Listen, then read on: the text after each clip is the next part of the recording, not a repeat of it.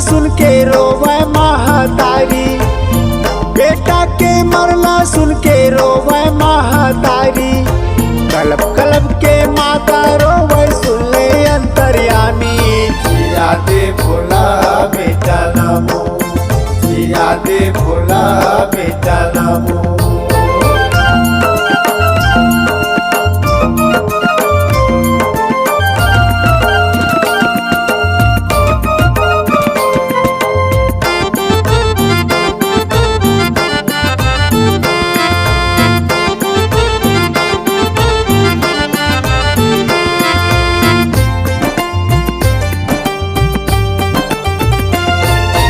राजा हरिचंद बेचागे तारामती रानी, सबके कारण का करेगा डोंगर भरे पानी। डोंगर भरे पानी उदाई, डोंगर भरे पानी, सबके कारण का करेगा डोंगर भरे पानी।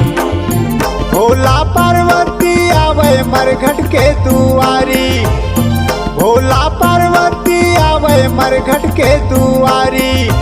कलब कलब के माता रोवे सुन ले अंतर्यामी। जिया दे भोला बेटा नमो, जिया दे भोला बेटा नमो।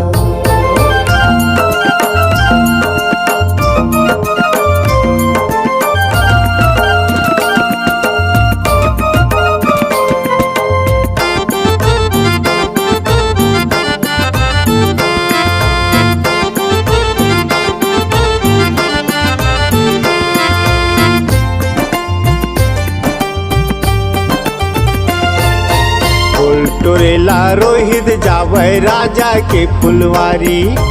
विश्वामित्र गुरु बने नाग बैरी कारी। नाग बैरी कारी उदाई, नाग बैरी कारी। टोरेला रोहित जावे राजा के फुलवारी। मूर्छित होके रोहित गिरे धरती माँ महतारी। मूर्छित होके रोहित गिरे धरती माँ महतारी। कलब कलब के माता रोवे सुन ले अंतर्यामी।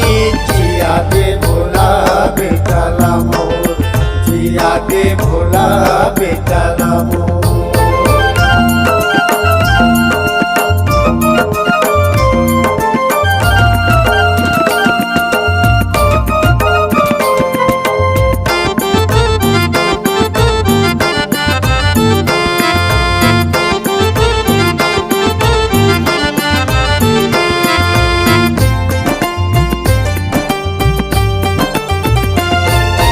अचरा चिर के कफन बनावे ले गए रोहित ला ओढ़ा के।